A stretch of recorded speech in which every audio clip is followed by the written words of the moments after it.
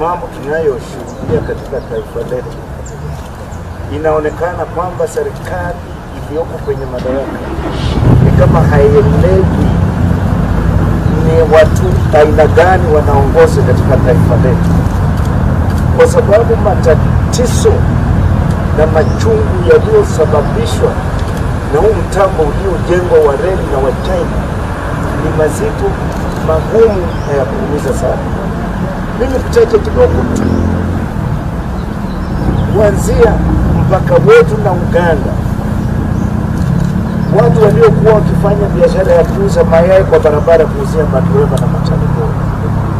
watu waliokuwa wanajichoma mahindi na kuchemsha mahindi na kuuza, watu waliokuwa wakiuza ndizi, watu waliokuwa na vioski, watu wa hoteli ndogo ndogo ambazo haziingii watalii, kutoka hapo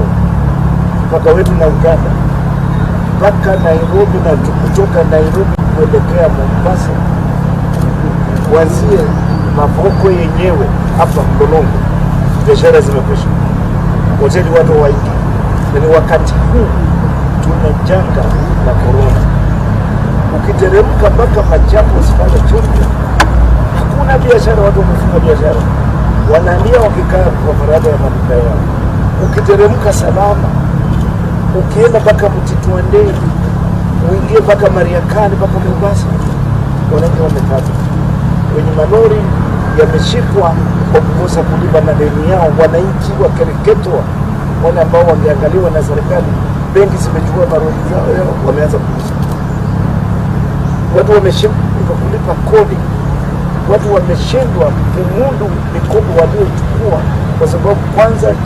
janga la corona, halafu nayo serikali inaongezea ile kidonda pilipili juu yake. Mwananchi wa Kenya anaumia, na tunasema mahali tumezungumzia sasa, jambo hili tutalisukuma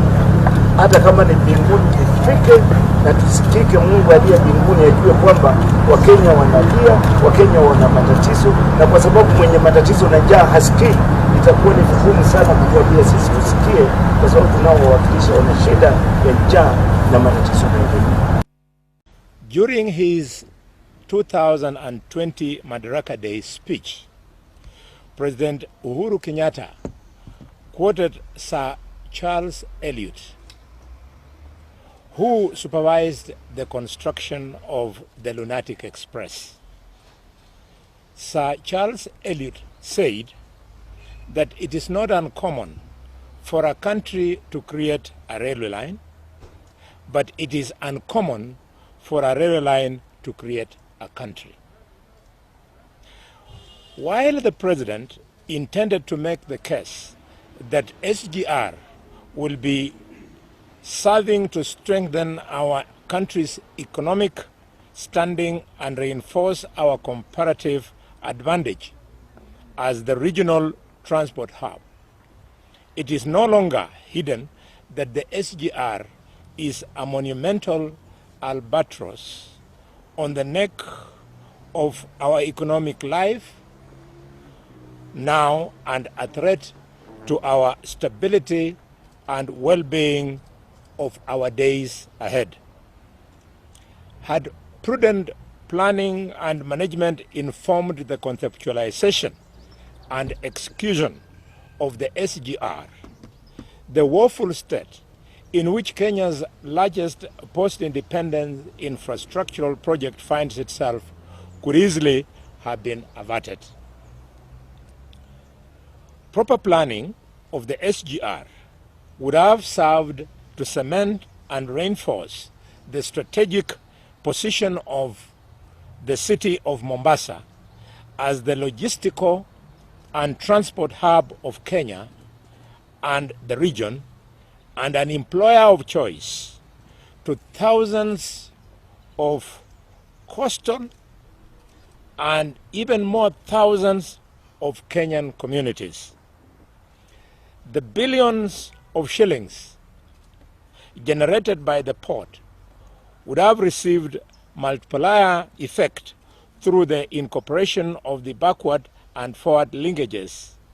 with the already established economic ecosystem in Mombasa and along the rail routes through the Yatta Plains and beyond.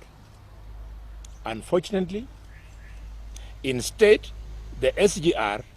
like a hurricane, has uprooted the entire economic livelihoods of thousands and laid waste the social resiliences of many truck drivers, clearing and forwarding farms, and many other ancillary support systems already in place. That no safeguards were built into ensuring that these sectors are sustained is negligent and dereliction of duty, amounting to economic sabotage of the city of Mombasa and large swathes of the eastern part of Kenya. While Mombasa city is being economically hollowed out, the key question that Kenyans must today ask is, who is this that is benefiting from this project, whose sustainability requires that on a daily basis a remittance of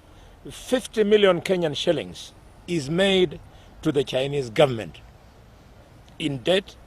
repayment? This question, dear Kenyans, is best answered by looking at the ownership structures of land and related infrastructure around the city of Nairobi and around the town of Naivasha, where we have built